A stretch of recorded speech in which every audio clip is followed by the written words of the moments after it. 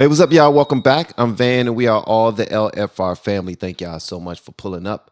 I appreciate it. Y'all are absolutely dope. All right. I want to have a discussion with you guys about a couple of things, but I'm coming from the perspective of a God-fearing family man. I'm not judging anybody at all. I'm trying to give people a fair shake when they put out their opinions or their perspective, their point of view. But I listen to everything, at least I try to listen to everything objectively.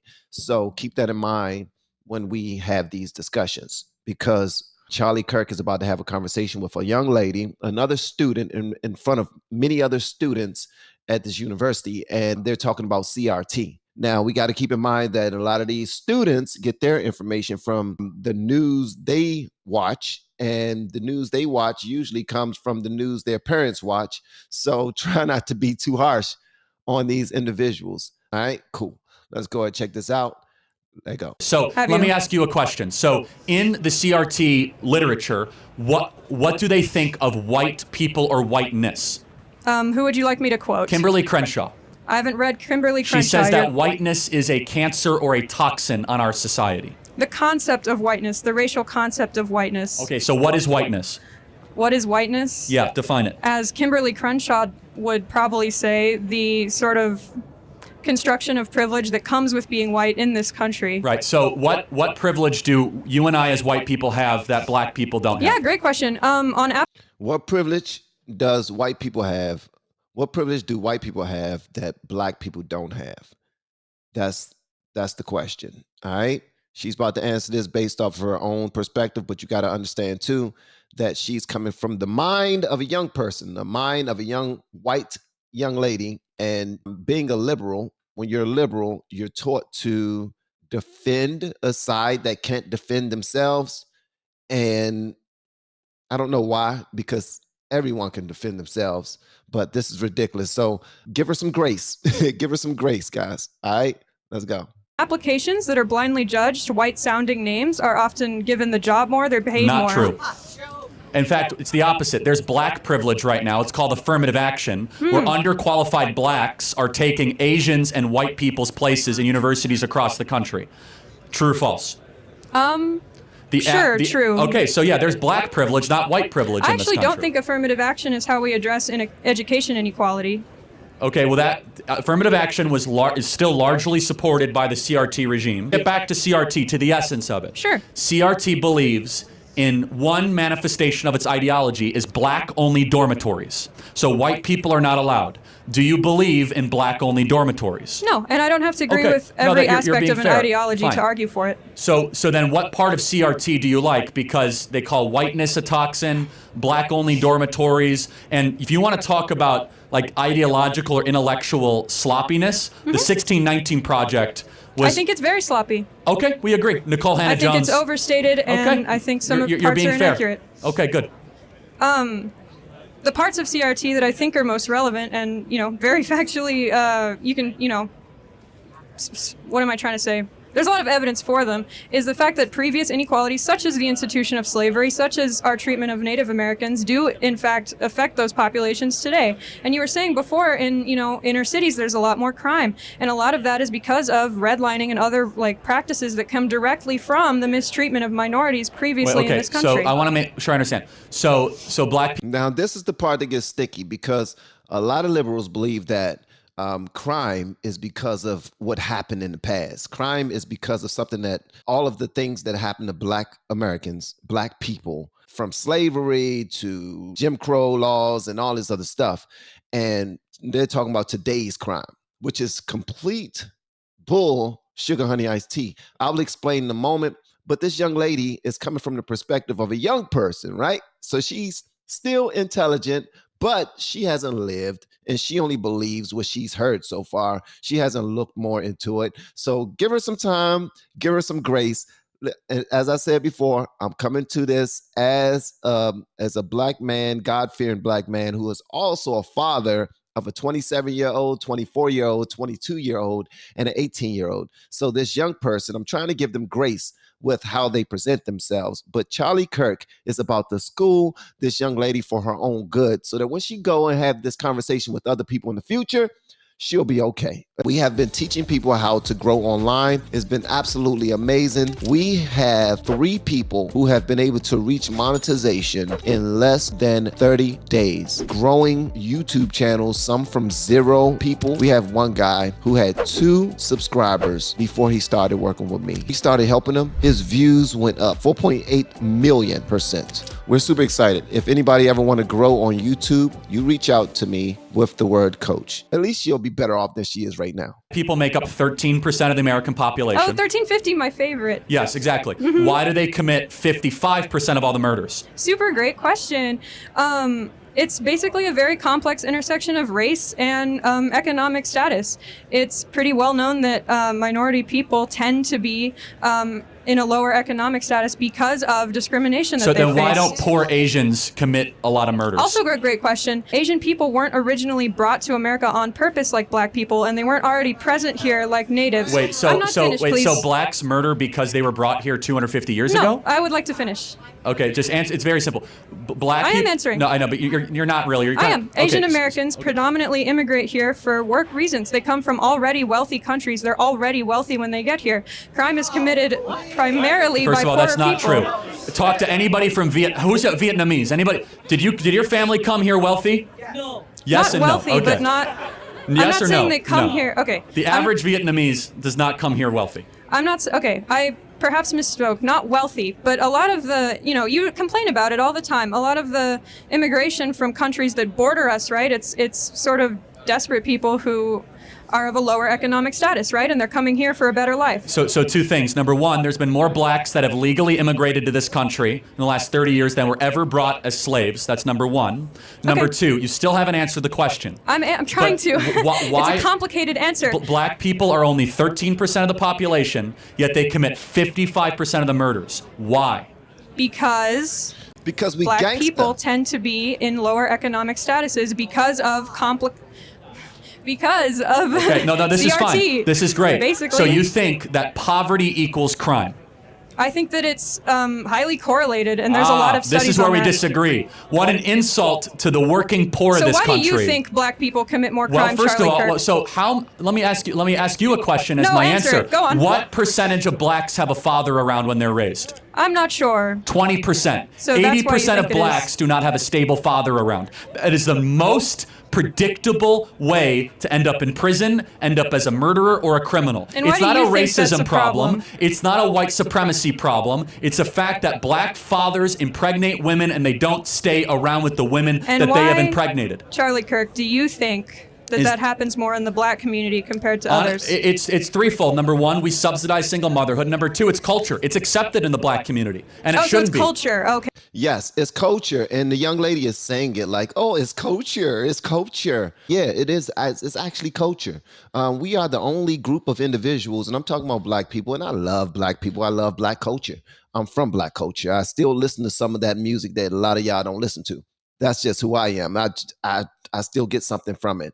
Not sure why, but I'm able to separate the two. So I grew up in this culture and I listen to this music, and we are the only group of people who brag about killing, brag about how we have all these girls and how we have all this money and how we're getting it the wrong way, how we're selling drugs to our own community and how we stay outside on the block and all this other stuff, because that gives us stripes. That gives us people support that. People celebrate that. The person that can talk their sugar honey iced tea the best with more bravado than the other person and be able to get, and girls actually like this. Do you understand me?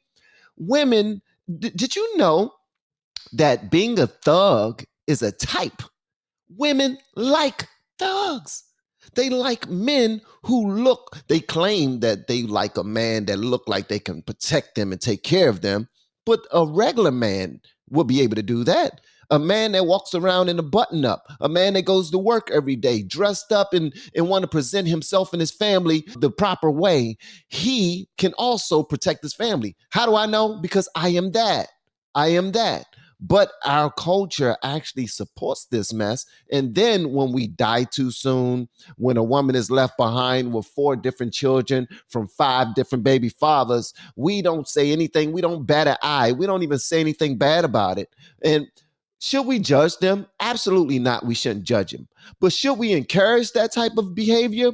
Absolutely not.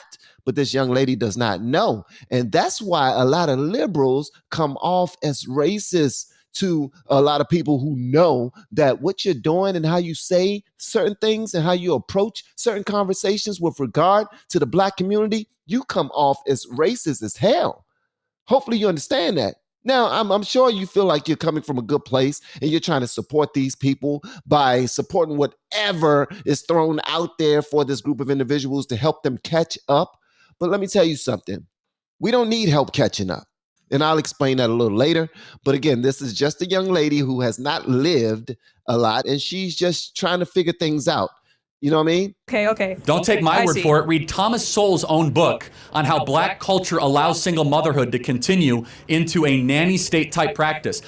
75% of Black youth are raised without a father in the home. 75%. Is that a bigger problem or not a bigger problem than whiteness, white privilege, or white supremacy? They should all be addressed and they're all related. Okay, how is a white person to blame for the fact that 75% of Blacks...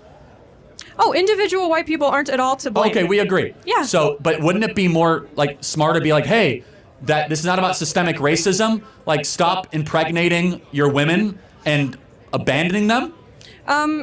Well, the way to incentivize not impregnating women and abandoning them is increasing access to healthcare, into housing, into everything that we know increases. So we've increasing healthcare and incentivizing certain things is not going to stop people from being irresponsible. It's not. People don't like condoms. They don't mind catching diseases. They don't mind rolling the dice. So they're going to be out there putting their dangling in anything that bends over and allow them to, period. And if the young lady don't have any respect for herself, then she's going to allow any and everybody to just run through her. And why would she allow this to happen? Sometimes it's not because she don't have a mom. Sometimes it's not because she don't have a dad, because just because you have a mother and father in the house does not mean that they're going to raise you properly. It does not mean that your mom and your dad have self-respect for themselves.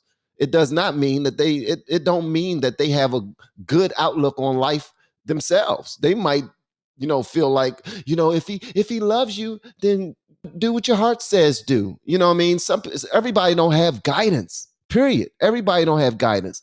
The difference is this. Our culture brag about it. We make music about it. We talk about WAP, how wet a girl's is in music. And people celebrate it. We talk about killing. How many people we gonna pull up on with a switch? How many people we gonna how we never move without a gun? So you mean to tell me that when we talk about why police always profiling Black people? Well, in our music, we all say that we drive around with a gun. We always got the gun on us. We're always about to shoot somebody. We're bragging about the things that we're going to do. I don't hear no daggone white people music where they're bragging about doing something to somebody. Now, if it is some out there, please send it my way, because I'm not saying it don't exist. I'm just saying it's not in my algorithm. It's not in my feed. It's not in anything that I listen to on a day-to-day basis or watch on a day-to-day basis. But I do know that with the America being 13% African American, and the most crimes gotta be committed by white people because there's more of you. And I'm sure that the white people that you're committing the crimes, that are committing the crimes against other white people. The same thing for the Black community. Black people are committing the majority of their crimes against other Black people. That's just how that go. Like we do it where we live. It's within proximity, but it's what drives us. What drives us to do it? Yes, we have churches on every block in every part of like Black America anyway, but that's not really helping. It really isn't, because once they leave the church, it's now up to the parents and to the community to make sure that everything you learned behind the walls of that church and everything you learned behind the walls of your school, you're practicing when you come home. And you need to cut off those devices, or if you got the devices on, you're not listening to or watching anything that's going to send you backwards. So that's what we're missing. We've done that. For people. So we have spent $30 trillion on the social welfare system since 1965. black people are poorer, and the single motherhood went from 25% to now 75 to 80%. So the more money we've spent on black America, the less fathers we have, because black women divorced black men and married the government.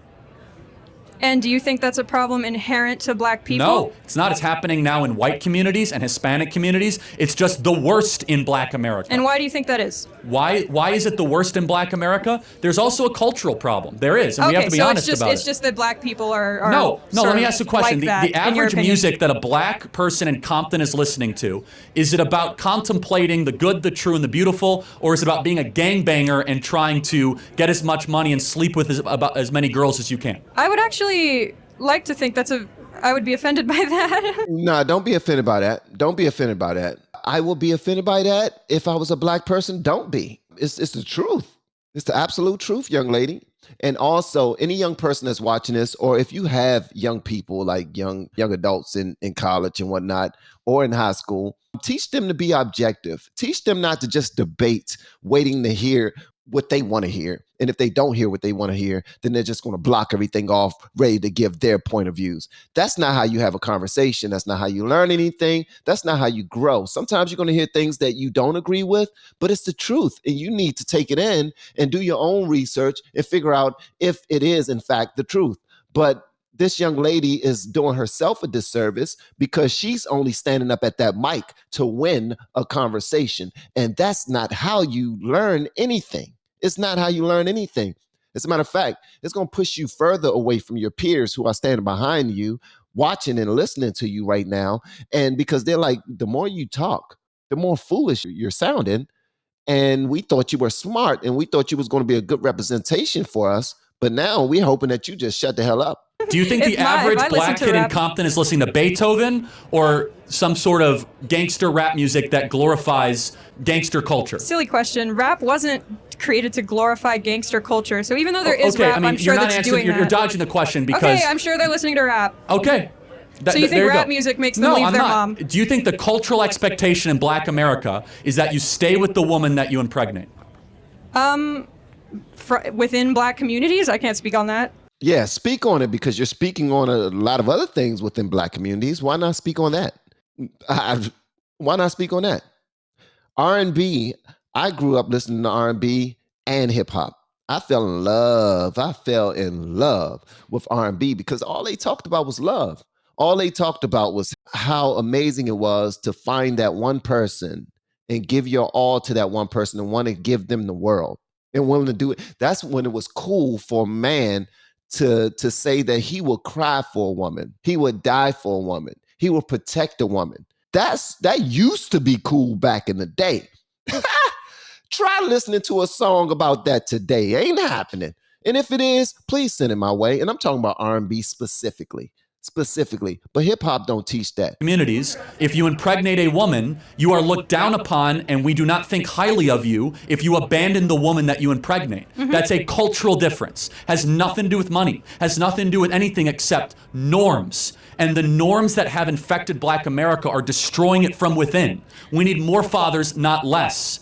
We need more dads around and less drag queen story hour. We need... Charlie Kirk is giving her the business. But unfortunately for her, you can tell by the face that she's making right here, she's not picking up any of it.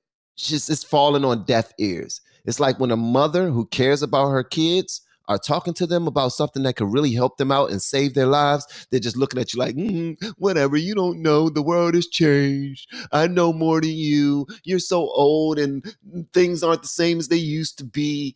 Blah, blah, blah, blah, blah.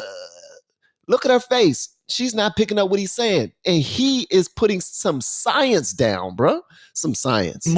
We need more young blacks to be able to look up to role models that are not leaving all the time and are not just saying, hey, I impregnated her, so be it. It's a toxin. And if we don't address that as the root cause, it's white supremacy, it's injustice, it's economics, we're dancing around the core of the issue. I guess what I'm saying is, right, and you've perfectly actually laid out the dichotomy here.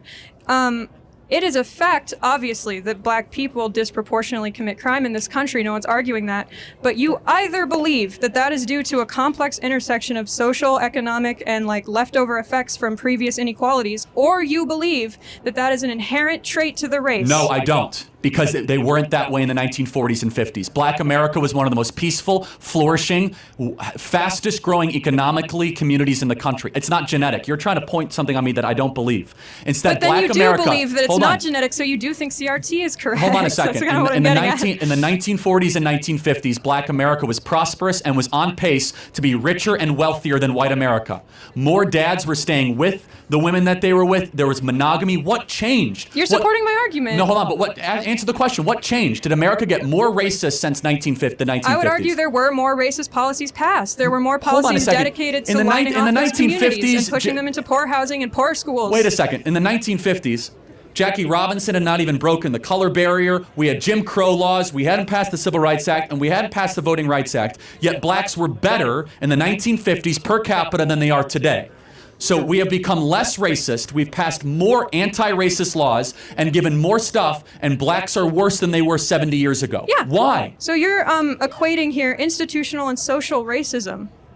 Social racism was certainly worse in the 1950s, I'm sure everyone would agree, but institutional racism occurs when policies are Hold on. passed against people. Come on. Which can increase over time, and it did. You're not being intellectually honest. You know that. There was black-only drinking fountains in the 1950s. We don't have those anymore. Well, we're bringing them back with, black-only dormitories. But we had, for example, in the antebellum South in the 1950s, we had white-only communities, by law. We got rid of that with the Civil Rights Act. But it didn't, unfortunately, we look around, the numbers speak for themselves. Black youth are less likely to have fathers. They're not doing as well as far as economically. They commit more crime. So something changed. And our argument is what changed is three things. Number one, the imposition of the Great Society Project by Lyndon Baines Johnson of spending $30 trillion since 1960s on Section 8 housing, on welfare, on all sorts, where, as I said, that young black women married the government and they divorced young black men. And then we also have had as Thomas Sowell and as Clarence Thomas would say, the soft bigotry of low expectations. And we have been afraid to get to the root of the issue or even speak about it because we don't want to be called a racist. Now, for some strange reason, a lot of black individuals do not like Thomas Sowell. The soft bigotry of low expectations. I want y'all to really think about that. I was introduced to Thomas Sowell through YouTube 2 years ago, a little less than 2 years ago, when I was starting my journey of trying to at least listening to arguments other than what I was brought up on. I was listening to objectively. I wasn't listening to him ready to argue. I was listening to him ready to understand. And if I didn't agree, I would say I didn't agree, but at least I would go and look around, do some research, and say whether or not what you're saying or what you're introducing to me is real or it's false. That's it. That's it. But Thomas Sowell is the man, bruh. I went to the dealership to take my wife's car to be serviced, and I was there with my Thomas Sowell shirt on because people have been sending me Thomas Sowell shirts. People have been sending me Thomas Sowell books. I got like 4 Thomas Sowell books. It's crazy. Shout out to all of you. And also anybody that want to grow on YouTube, please reach out to me with the word coach.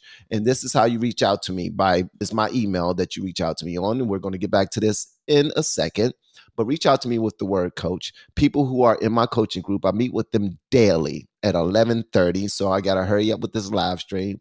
I meet with them daily at 11:30 a.m. EST for 2 hours. And we make sure that they get to where they're trying to go. And the majority of people who are inside of my coaching group, they reach monetization within 30 days. And I'm not bragging or anything. It's just over the years of doing YouTube, I've learned a ton. And all I'm doing right now is brain dumping. I'm just dumping into other people who want to learn what I've learned over the years. That's it. That's it. All right. So if you want to learn anything about YouTube, reach out to me with the word coach so you can have an up close and personal experience and reach your goals very quickly. We actually have one person who is inside of our coaching group right now who, after 4 months of working with me, are now at like 135,000 subscribers. All right. It's crazy. And not everybody will reach those numbers. That's Everybody don't have the same work ethic. Everybody don't know about technology the same. Everybody don't work as fast. Everybody don't have the same home life. You know what I mean? Some people have children, small kids, or very demanding lives. But what I'm saying to you is, I've been doing this for a while, and I'm helping people do this. Now, it's going to be amazing. All right, let's get back to this. So what is imposing those low expectations? Part of it is like white academic culture. I'll give you an example. I'm not saying you believe this, but Merrick Garland, the Attorney General of the United States, has come out and said having an ID to vote is racist. That is code for saying black people are too dumb to get a voter ID. You're doing it again. You're simplifying a very nuanced, complex argument from the real people who are making it. Is voter ID racist? Obviously not, Charlie. Okay, all right. Do you want to know where the argument comes from? I can eloquently tell you. Eloquently tell me why voter ID is racist Great. or whatever. Certain policies in southern states were proposed that would, like, I think the quote from the person who decided the case was, with surgical precision, target the times where black people were voting and make it like illegal or harder for them to get that to come at that time. And then they were targeting the type of ID that black voters had and making that specific type of ID illegal. That is racist. Perfectly fair. How does that impact today, saying that every citizen, if you need an ID to vote, just that aside, why is it racist? Because we have to have, obviously humans are making those decisions, right? And so if there is still institutional racism and people in power that are racist, we can't trust those institutions to make those decisions without institutional discriminating against racism do we people. have in this country right now?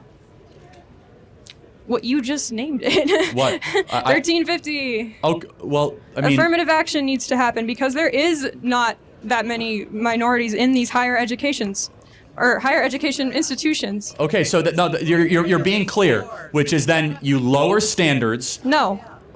Affirmative action always does.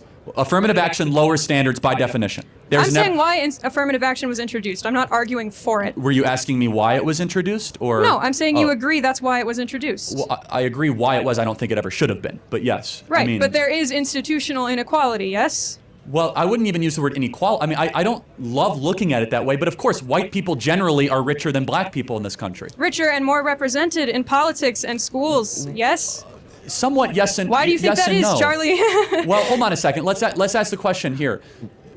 Hold on. Well, before they even finish this conversation, I just want to say this, and there's only a little bit more to this conversation because obviously the young lady is just listening to respond. Now, affirmative action had its reason for being created. We all know that this country was built off of some BS. We already know what happened. We know the history of, well, a lot of y'all don't know completely.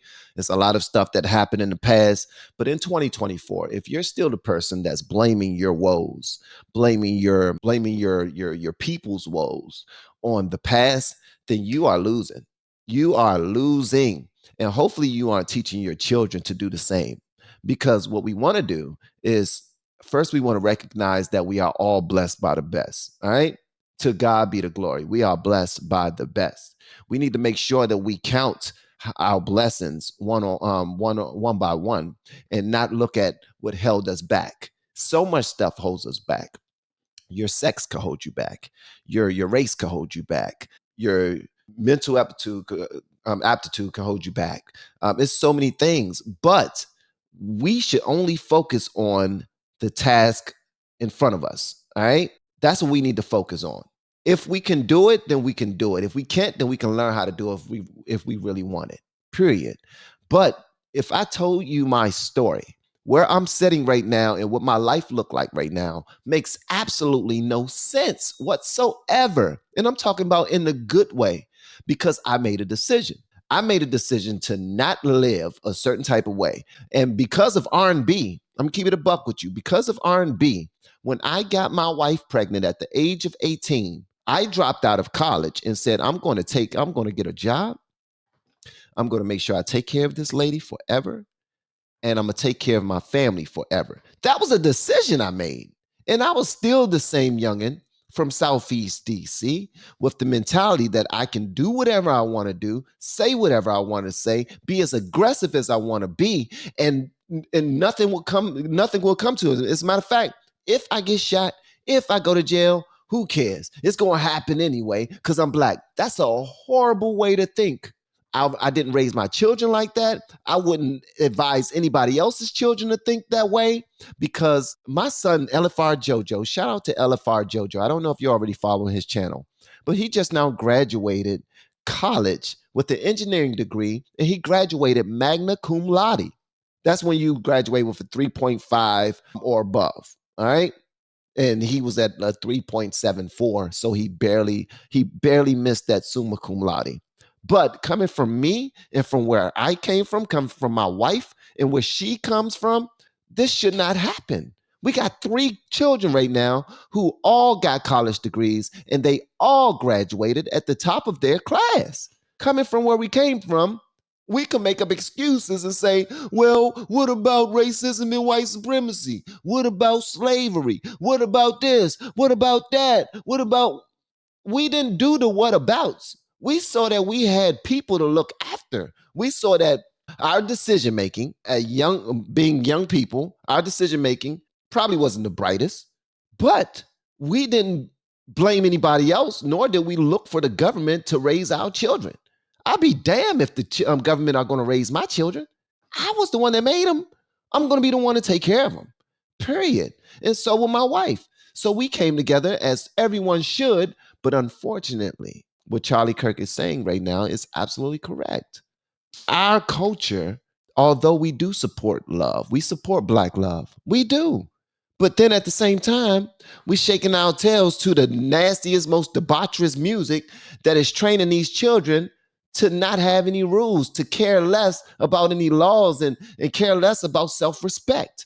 It ain't about self-respect no more. It's about showing as much of your skin as you can possibly show, giving up the goods as fast as possible, and taking whatever you want by any means necessary, even if it means leaving somebody else's kid dead on the street because I want his shoes, I want his coat, I want this, I want that, I want his girl. Like, it's the dumbest stuff in the world.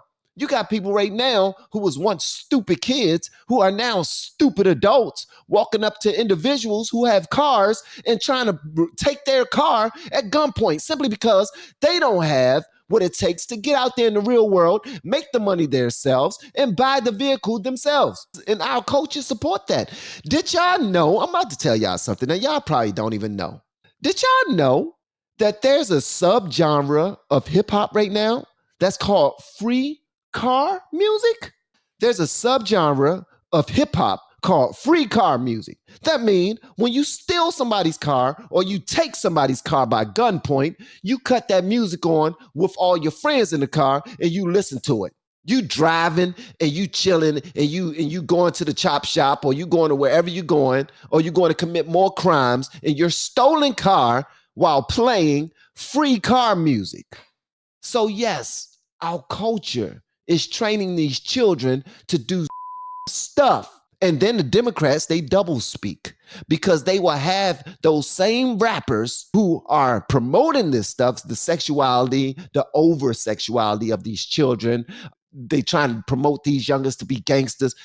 The White House are having them at the White House to tell everybody to vote for Biden. They got Sexy Red there. They got every single rapper that you can think of. Ooh, come here, so that all of your followers, all of your supporters can believe that we are the correct political side. Vote your interests, vote your values. These children, oh my God, they need some help. Presented how? So, I mean, look at Congressman. So, no, hold on a second. Are white people represented fairly in the National Basketball Association? Who cares? What political power I does thought the we're all national... about fair representation. Listen. I think that it should, by law, half of the NBA should be white. Great, fine. and the product would suck. Love it. He said by law, half of the NBA should be white. Before it. Because I don't blacks care. are much better at basketball than we whites are. What political power does the NBA have? A lot, actually. The NBA reaches millions of people every day. They have slogans that people internalize. In fact, if the NBA had no political power, why would they have to wear Black Lives Matter on all their jerseys? Why would politicians try to get their endorsements all the time? The NBA is more powerful than Congress in some ways of shaping the minds. It's your turn to be academically dishonest. Hold on a now, second. But No. But if you want fair representation, just to be be clear, then why would you not be against whites, by law, being half of the National Basketball Association? Right now, black people make up 88% of the NBA. Let me tell you something. I have to say this. Shout out to Joker. All right. Shout out to the Joker who plays for Denver Nuggets. He's the center. He just now got the MVP of all of NBA, and he's white, big white boy, and he actually enjoy horses more than he do the NBA. So what Charlie Kirk is saying, there's some truth to it, but there's also some falsehoods to it, because when you look at college basketball, when you look at professional basketball, when you look at any sport, there's a mixture, there's a fair mixture of races and cultures. And it's all about talent. It's all about merit. And people who earn their position, they get to play. The people who don't, they don't get to play. But here's the thing. When we add affirmative action to the mix, now it's no longer about merit. When we add diversity, equity, and inclusion into the mix, not saying that it's not a good thing, guys. Listen, it's some people out there who benefit from DEI. It's some people out there who benefit from many things that were put into place because of how this country was built.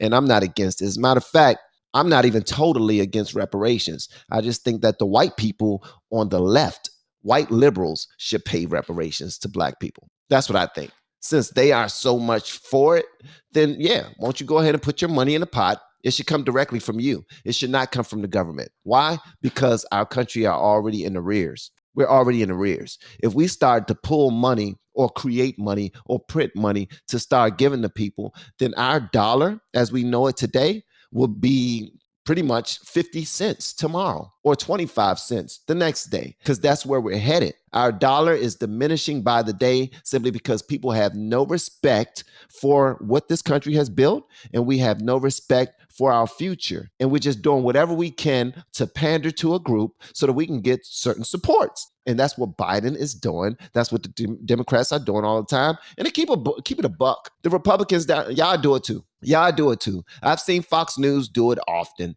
I've seen when they was talking about, oh, these new shoes that Trump is putting out, it should grab more black people because black people love shoes. That's like the thing in the world. You are just as ignorant as this young lady for saying something like that. All right? Let's just call a thing a thing. We are all different. We're all different. Why do we continue to compare one another? Why do we compare one another? I'm just as different from Charlie Kirk as I am from my own brothers, my own blood brothers, because they have their own walk. They have their own talk. They have their own likes and dislikes. They have their own families. It's the same thing. We all need to run our own race, but we need each other. And as much as we're comparing one another to each other, trying to figure out who's less than, who makes more, who has the most opportunities, blah, blah, blah, blah, blah, we get further and further behind. We're wasting time as a team. If I used to coach basketball, right? If my basketball, if the hour and a half to 2 hours that I had with them youngins was spent debating about who's faster and who's taller, and who's bigger and who's stronger, who don't have the same opportunity to play and get on the floor, we will waste so much time that we won't have any chance of working on what it takes to be a better team or to be better individuals. And you hearing what I'm saying? I know I'm all over the place. Sometimes that happens. Do it, great. Who cares? No, I don't care. I'm saying, okay. Right. So here's my point. All right, fine. I have a shot, everybody. Please listen. I could play for the Lakers. I hope. Do it, Charlie. I'll come to your games. I'll do it. The point is this, is that merit should triumph over all of it. Which is awesome. Okay, so merit should triumph. We agree. Okay. Okay, Charlie, do you think black people are not as smart or competent as white people? Perfect. No. So they should, in theory, then be equally represented in positions of power. Hold on. So have you ever read Discrimination and Disparities by Thomas Sowell? Do you only read Thomas Sowell? You've quoted him like 3 times. I haven't read that. No, I read a lot more than Thomas Sowell, but I'm happy to. Thomas Sowell's the only intellectual with the courage to go after like these core issues of why Black America has fallen behind and why no one actually has studied it. So let's just give a great example. When you don't have a father in the home, the amount of words that a child hears goes down by 60 to 70%. The amount of words that a child, I don't know if you're a mother or not, or plan to be. Okay, no, just it's an important point. The amount Wow, I never looked at it that way. When you don't have a father in the home, you're not being taught as much, and from the perspective of a man, nearly as much. And the amount of words will go down. Like you're not having these conversations. Wow. This is so simple. It's so simple. Okay, let's get back to Charlie. He's schooling this young lady, man. Amount of words that an 18-month-year-old hears is highly predictive of IQ, verbal development. Okay, so that's simple. When you don't have a dad in the home, the mom is overwhelmed and there's just less interaction with the child. That's all fine. Okay, so we agree. I'm just saying that's not because of racism. That's true. Obviously, No, that's I'm fine. not saying that's good. No, she, I know what you meant. But you have a father in the home. All of a sudden, they hear thousands of more words a day, and they're like way further ahead of a single mother raising a child. That's not racism. Okay, so dads are good. Yes, great. Okay, my question to you. Don't just write it off like that. Dads are good. Okay, great. No, young lady, and I love her for her spirit. I'm just going to let y'all know this. I don't look at this young girl as stupid. Yes, well, with regard to certain things, she absolutely is. But aren't we all? Aren't we all? We really are. Like, if you look at it, there's so many things that we don't know a lot about, period. But are you willing to learn? Maybe, maybe not. But she needs to listen more than she talk. As the old school people used to say, that's why the Lord bless you with 2 ears and 1 mouth, so you can listen twice as much as you talk. And that's what she needs to do. She's just waiting to talk. She knows how smart she is. She knows she has a dad in the home. She know why dads are important. She get that. But the Black community also need to know that as well. And we are teaching this in the Black community. Don't get it twisted. It's just that we double speak. We're teaching about how great it is to have a dad in the home, but at the same time, we're also encouraging this trash ass culture that we have that promotes anything. It promotes anything. Anything. You hear me? All right. I'm not going to get into my bag right now. I'm going to go ahead and let this finish. Saying dads actually answer most of the questions that you might have about why Black America is falling behind. Okay, but because their dads don't stay around, and that's I'm trying bad. to sort of get to you to reconcile your own beliefs. And if that's true, which is fine, that's true. We can say that's true. You either believe that has social and economic causes, or you believe that, Black culture's just worse. No, and there I isn't think another thing to think. No, I was very clear. Right now, Black culture is being held captive by influences, songs, and role models. I mean, Nicki Minaj, Cardi B. Okay, Nicki Minaj is causing dads to leave the home. Hold on a second. I don't think that's a good role model for 18-year-old Black girls. I don't think that songs that are talking about like glorifying wet female genitalia is exactly. I don't know which one wrote that song. Which one was it? I think it was Ben Shapiro. Yeah, that's right. Yeah, but here's the thing: you go to Apple Music right now. Every Friday, this is me. This is the hood van. I'm still the hood boy inside, and we are all. Listen, here's the thing: what you used to be, you're still that. You're just far more mature. You're well versed in many different things that you weren't when you were younger, but you are still that same child you used to be. And sometimes our lives aren't what we wanted them to be when we were at that age. So we would try to change it and say, I'm a totally new person and I'm this and I'm that, and try to build ourselves up. Yes, you are. You're great. You're amazing. You're strong. You're beautiful. You're sexy. You're rich. You're powerful. You're wealthy. You're you know what I mean? All of that stuff. But you are still that person. So every Friday, I will listen to Apple Music just to check out the new hip hop that's out. That's just what I like to do. I like to really encourage these youngins, but I like to encourage the ones that don't have to talk about a gun in every song, that don't have to talk about disrespecting women in every song. I like to listen to the people who are going to use their mind. Talk about what helped you get over your hurdles.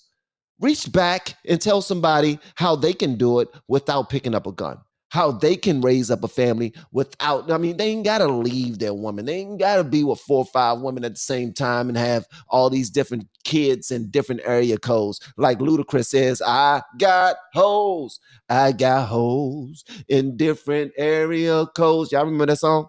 And that was light. When you listen to the songs nowadays, you can be like, God, Is this what they listen to? Oh my God. Ooh. And these are at the top. Like I'm talking about the top 20, the most listened to, the most downloaded streams. And you will listen to and be like, God gracious, is that what they listening to? Black America. What music can we go and listen to that the white people are making that we can be like, is that what they listening to? Oh, is that what they listening to? Oh my God, they telling all their business. Is that what they listening to? That's the thing. Culture does play a part. And you can't be afraid to admit that. You can't be. But I said it before, and I'm going to say it again. We are all here to learn from one another. Nobody's better than the other. Can we stop comparing each other for the worse? Okay? Represent what you represent and try to reach back and make your community better. Okay? And then once you make your community better, then extend your reach beyond your community. That's what I'm trying to do. But by the way, the role models of the 1940s and 50s for Black America were completely different.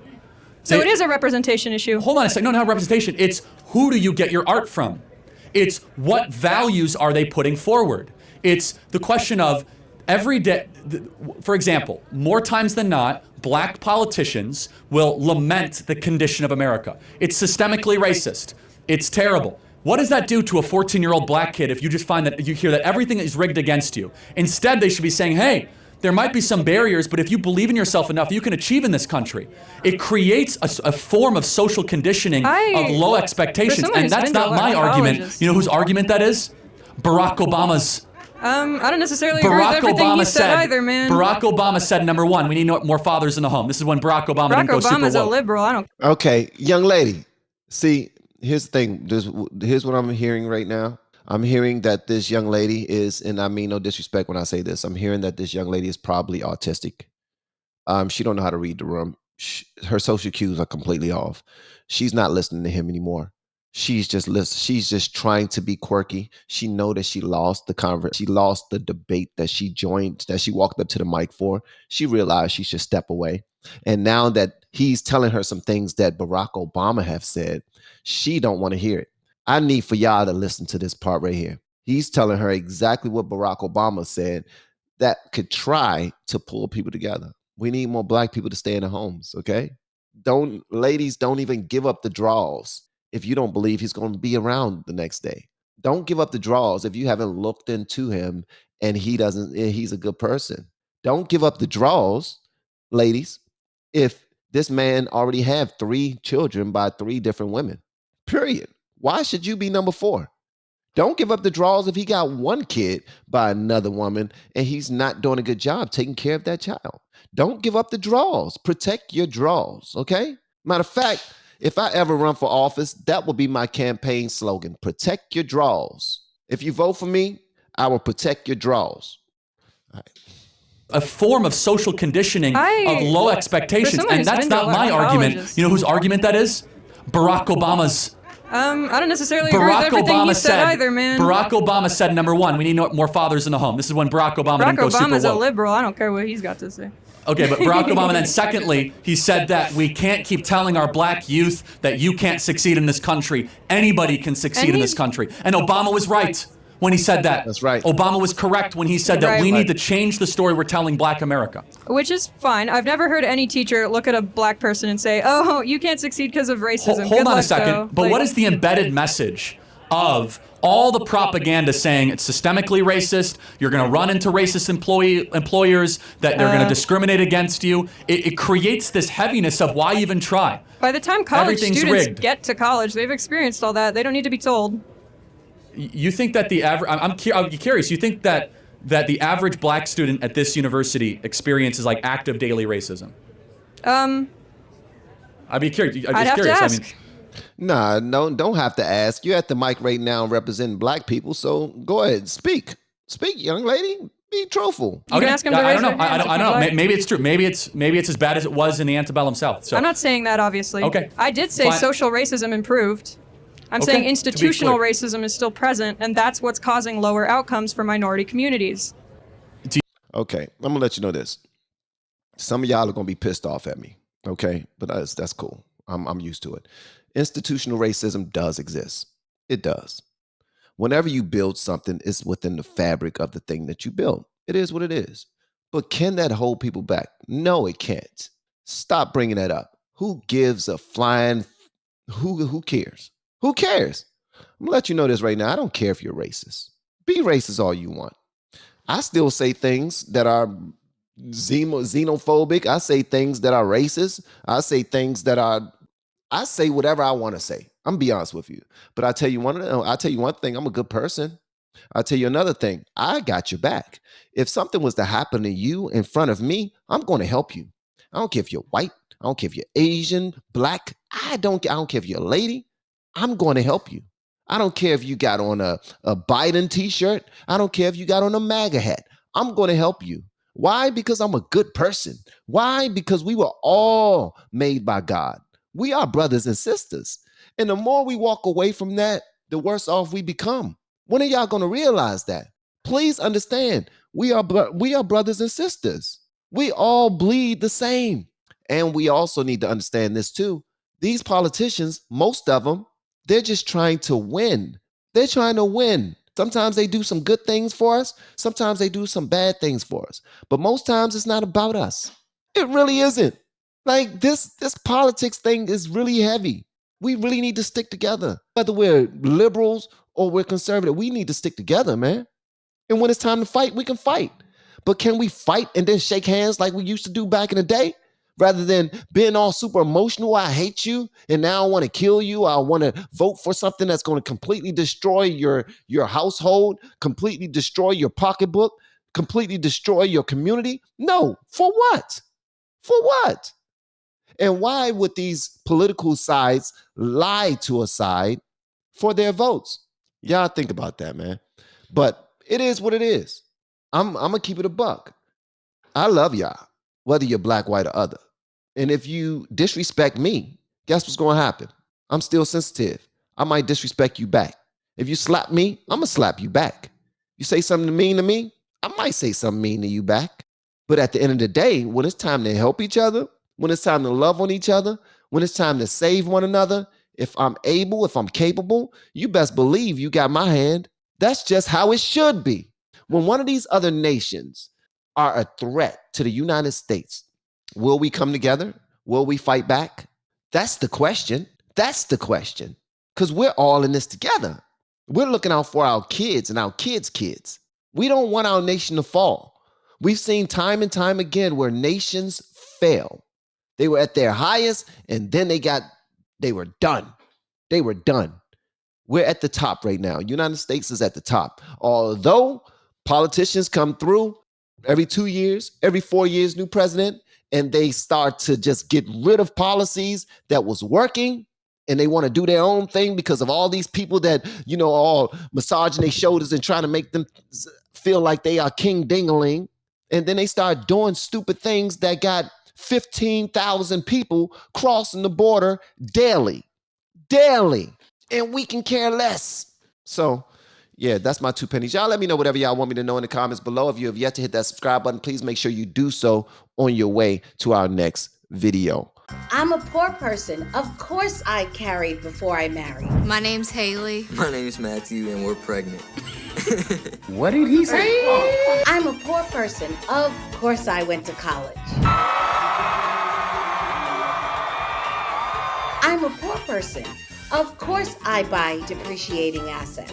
1, 2, 3, 4, 5, 6, 7, 8. I'm a poor person. Of course I'm getting divorced. I'm officially divorced! Yes! I'm a poor person. Of course I don't raise my kids in the home with their father. You are not. I'm a poor person. Of course I don't restrain myself sexually. Duh. And he'd be like, damn, I wish I had some head. I'd be like, yo, bro, I got you. I'm a poor person.